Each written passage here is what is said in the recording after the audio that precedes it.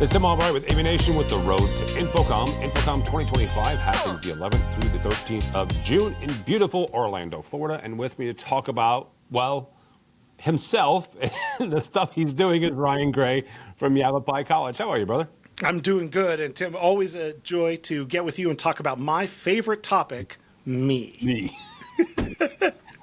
Well, let's talk about it. And in all seriousness, you've got a couple of things you've got going on. The first thing, you were moderating a panel, and I love this as somebody who used to be a tech manager at a small college, going big in AV at a small school. What's that going to be about? Yeah, I'm really excited about this. It's something that grew out of working with AVIXA on sort of the survey results they were getting and sort of the, what people wanted to hear about. Yeah. And one of them was that is in the education vertical, not to denigrate, but we're not all UCLA, right? We don't all work on multi-million-dollar budgets, but those of us in community colleges, our goal is to, deliver our students the same or better tech experience than they would get at a big university. So, the challenge was, hey, what can I do about that? And I said, I know exactly what I can do about that. I can find people smarter than me to help talk about how they're successful in it. So this panel, I get the privilege of moderating, but it'll be with James King, who's at the UNLV Medical School, which sounds like a big one, but it's because it's just the medical school. He's a single building campus, and I got to do a comprehensive tour with him just a few weeks ago. Brittany Grant is at Ames Community College outside of Denver.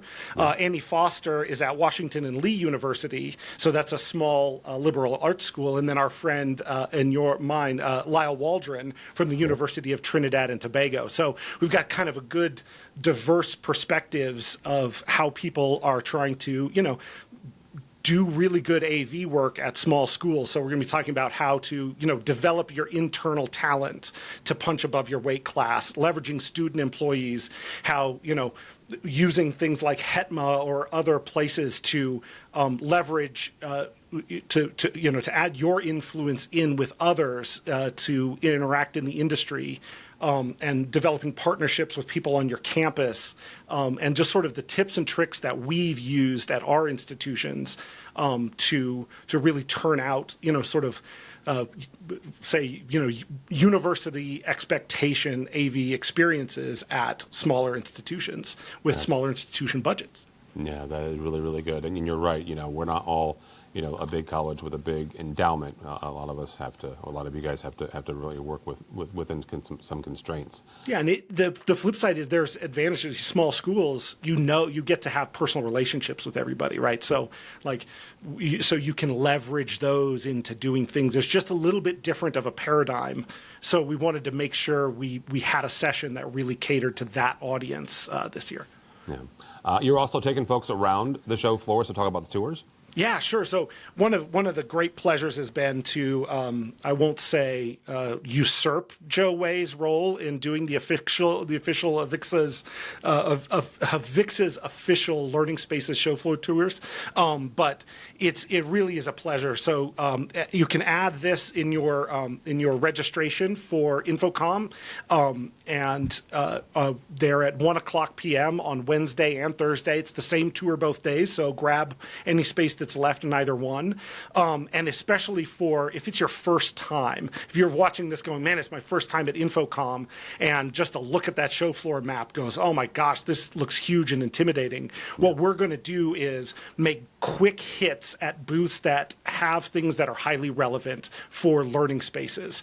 And the goal is not only to take a look at some technology, but get you connected to people in those booths so that you can follow up, and then get you connected with other peers in the industry, so that if it's your first time, it's a great way to step in and say, okay, I've got a lay of the land. I know who to talk to. I know where I want to go. But right off the bat, I've got some takeaways without having to hunt and peck. And then the other thing that goes along with it is you're going to get a bag that not only has kind of some cool swag and stuff in it, but all of the content, the contact information, the place we visit, all of that information is going to be in there for you already. So you don't have to worry about, I need to scribble notes down and all that. You can take this this tour with confidence and just see and hear. Let ideas come to you as you hear about some of the new offerings from some of these manufacturers, with the knowledge that everything you need to follow up on them, you've already got in hand at the beginning. So it's been a pleasure to do and to get to meet some people, especially first-time tour goers. And then this year, the other cool thing is there are 5 other people who are joining me in leading the tour. So you don't just have to listen to me for 2 hours. You get to listen to some other colleagues from around the nation as they get to, as we're really trying to bring a lot of voices into experiences like this. All right, Ryan, I would be remiss if I didn't ask you about all the craziness that HETMA has, but specifically, let's talk about Tuesday and the HETMA Summit. Yeah, absolutely. So the HETMA Higher Ed Summit goes half day Monday afternoon, and all day Tuesday. And it's a really cool format where the topics come from the input of people in higher ed. What do we need to learn? What do we need to hear about? So there's, it's not just technical. This year we've got presentations on sort of the changing legal landscape and compliance issues in higher ed, and some of those really on the ground sorts of topics. And it's a mixture of keynotes, panels, breakout sessions, and it's a really kind of it's built as a collaborative thing. So you get a day and a half of stuff that's really targeted to the most relevant thing for tech managers in higher ed. And the cool part is it's worth 12 RU. Wow. So you can, in theory, mark this down. If you just say, hey, I'm going to come out on Monday every year to InfoComm and do that, you've got your CTS renewal credits done. Yeah. So 12 RU a year and you're there. And the other cool thing is it includes a ticket to the Higher Ed AV Awards, which take place Monday night. So you can come join in and celebrate some of the best people and best projects and new gear that's award winning for the year. So it really is sort of the one thing HETMA does that's a really in-person, because people are already there for InfoComm, try and deliver as much great content as we can in that amount of time. That's really awesome. All right, Ryan Gray, you can connect with him on the panel he's doing, on the show floor tours. Just type in Ryan Gray, Gray, when you register for InfoComm. Ryan, somebody wants to connect with you. How do they do that? Yeah, absolutely. Find me on LinkedIn. I'm pretty easy to find. And send me a message. I love to talk to people. It's my favorite thing. And if you're going to be at InfoComm, come by the HETMA booth. I'll be there a lot doing some recordings. And then every afternoon at 2:00, happy hour at the, we're the Higher Ed happy hour every day at 2:00. So that is where everybody will be. So come by, meet people, and definitely look for me. I'll be behaving myself as usual.